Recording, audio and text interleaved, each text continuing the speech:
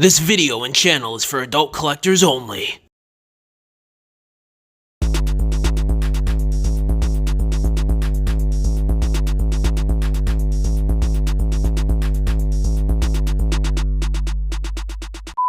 Hello and welcome to the stop motion review on Legacy Evolution Leader Class SKYQUAKE. And I gotta say, this jet mode being an amalgamation of two different things, which I will touch base on later on in the video, is pretty cool.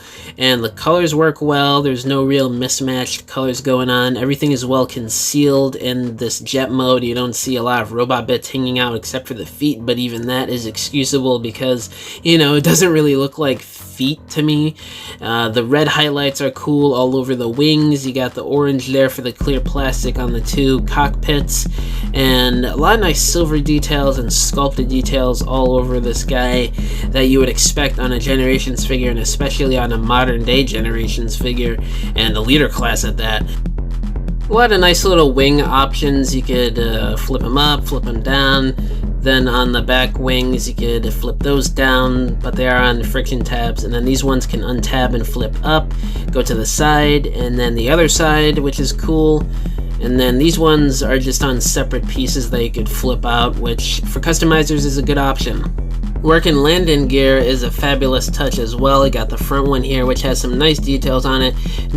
There are no separate wheels on any of these landing gear, which does suck, but there is some nice detail now. And the back ones, those just flip out as well. There's two of them back there, and they got some alright detail, pretty much the same as the one up front, just scaled down. And when you have them flipped out and the jet is just sitting there, it looks pretty cool as well, I must say. Reminds me of Top Gun. And then the cockpit opens up, which reveals some nice detail inside. You got the two seats, and then you have a control monitor.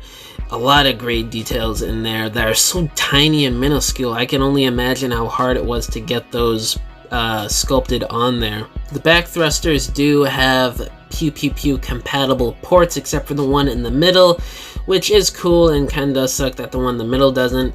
But there is weapon storage butt port right there. You could plug the gun and the sword up in there, which is funny.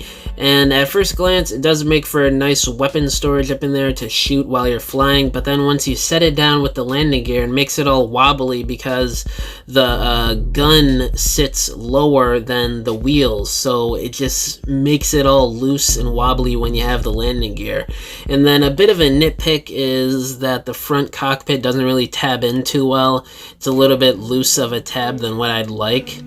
Now for a comparison with the vehicle modes, comparing the Prime and of course the G1 figure right here, you can see they kept some of the details like the clear plastic pilot seat thing in the back there, and then the lined details that are painted silver on the new one that were dark brown or light brown on the original G1 toy. But other than that, it's pretty different, I'd say, to the G1 toy, and it's definitely more Prime inspired in the vehicle mode. Now for the Prime jet mode, you can definitely see there's a lot more similarities. Obviously the color scheme, the front cockpit, the wing sections being a bit more similar, while there is still a little bit of G1 flair in there in the wings. But definitely the color scheme in the front of the jet is definitely more inspired by his Prime jet mode. Now for some size comparisons, here is next to the Siege Seeker mold for some jets. And now for a deluxe class car, here is Drift. And for a newer one, I'ma bring in Bumblebee from Netflix. Transformation time!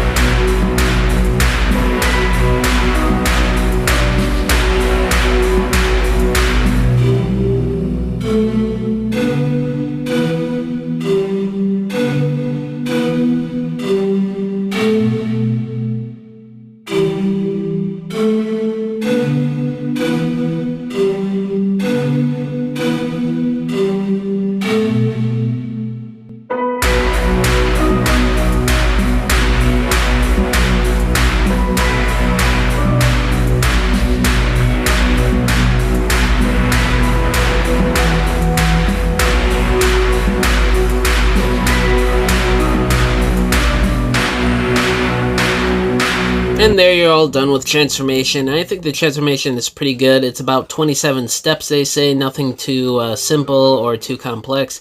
Even though I do think at times I'm craving for something a little bit more different for a transformation, especially on a leader class. But anyway, the details on them are great. Got some nice silver paint on the chest and on the wings back there with the red highlights still prevalent, even though it's on the back. And then everything clears up very nicely, no hollowness. The head sculpt is really good, definitely prime SKYQUAKE with obviously that chug flair to it. Side profile is nice from the left and the right, and there's the back of the head with a screw up in there, so if you want to change something you can. And there are siege ports on the wings.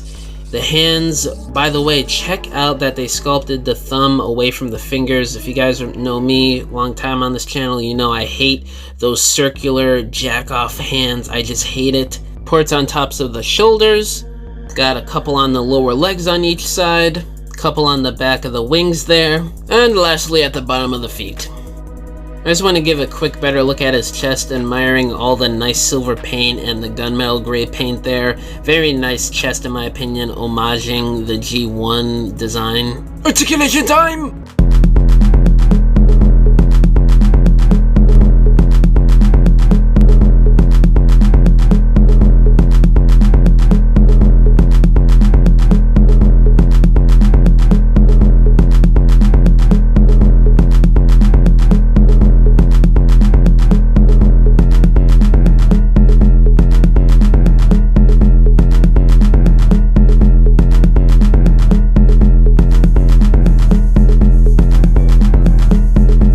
I do want to note that his ab crunch is a bit flimsy, like you could just see shaking it a little bit, it untabs there, and I've noticed that's a little bit of a QC problem, so just be wary of that. And the ankle pivot, while there, feels pretty much non-existent when you're moving him because of how loose the ankle pivot is, as you could see there. When you're posing him and you set him down, because of how heavy his top section is, the ankle pivot just snaps back almost like his ankle is breaking, so good luck using that ankle tilt. And while the shoulder pauldron does move out of the way when you're articulating the arms, it does feel like the shoulders get in the way, or they don't move the way they should along with the arm. Like that piece in there that's connected to the ball joint in the base of the back should be a bit longer so it could still go over the arms when you're using the butterfly joint or when you're moving the arms forward more. And for robot mode comparisons with this G1 self, obviously the chest is inspired by the G1 design and toy. The back wing sections are,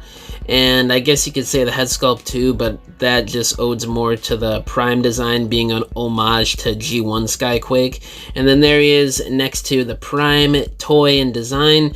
There is a modification you could do to make his chest like the prime toy, but it doesn't really look that good. I'm not even going to try it because it leaves a big gap, even bigger than Kingdom Optimus Primal, which is crazy.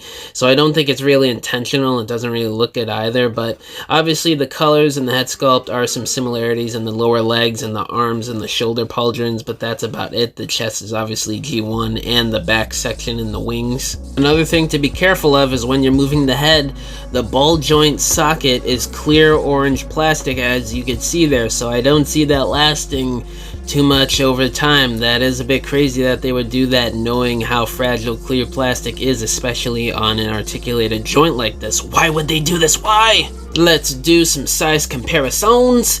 So first up, sliding in, we got Optimus Prime and Megatron for some G1 stuff, and obviously for some Prime inspiration here.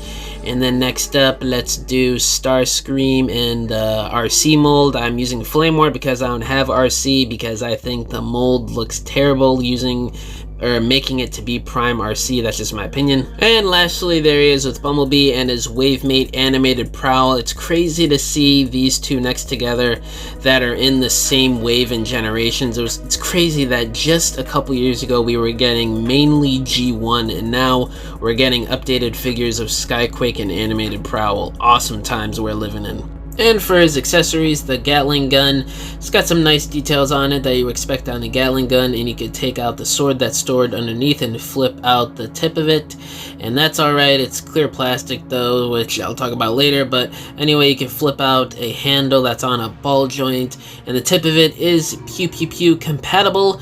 So you can add some blast effects, and that looks pretty good too, using Jetfire's blast effects there.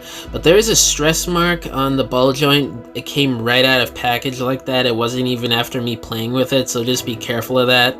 And there also is a stress mark on the clear plastic where you flip out the handle, and also where the pressure is where you store it inside the Gatling gun. So those are two places that are already stressing out on me after just playing with it for a minimal of like an hour or two, which is crazy. There he is holding his only accessories. Doesn't look too bad holding them, but I gotta admit, the sword does look a bit stubby and gimpy in this big dude's hands. And then the hilt of it has this notch right there that you can't flip it around in his hand so he could two-hand it, or it just limits a lot of sword poses. I don't know why they would put that tab there on the handle. The way he holds the Gatling gun that far back to me doesn't really look right, so what I do is I plug it all the way in the back. So there it is in the hand, and then you'll see I put the tab of it into one of the weaponizer ports inside the forearm, and I think that looks a bit better and more suitable for some big bot holding a Gatling gun. Okay, my final thoughts on Leader Class SKYQUAKE. I gotta say, he's a pretty good figure, great integration of G1 and his prime design, way better than previous iterations we've gotten so far. The vehicle mode and robot mode is really cool, some nice features, but I gotta say the weapon integration isn't great in vehicle mode, making it wobbly when you set it down with the landing gear. But the details are really nice in robot mode. A lot of nice silver paint details, gunmetal gray, especially in those wings and on the red details. The head sculpt is nicely painted, the back is well done, there's no real hollowness on him like I mentioned before.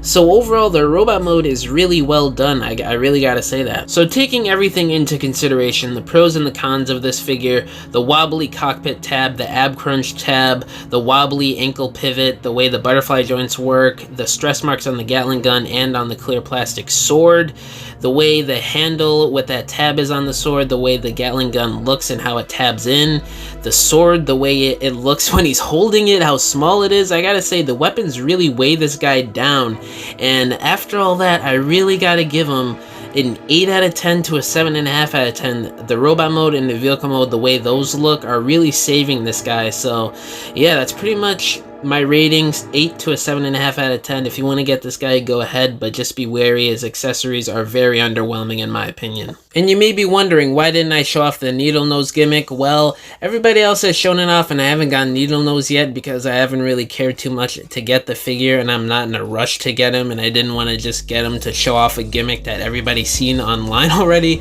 And if you haven't seen it, here's an image of it right here. But anyway, 8 to a 7.5 out of 10. The robot mode and the vehicle mode, along with his articulation, really saved this guy for me. So yeah, thank you guys for watching. I'll see you next time. Bye! Stay tuned on the channel. The next stop motion review will be Deluxe Class Animated Prowl.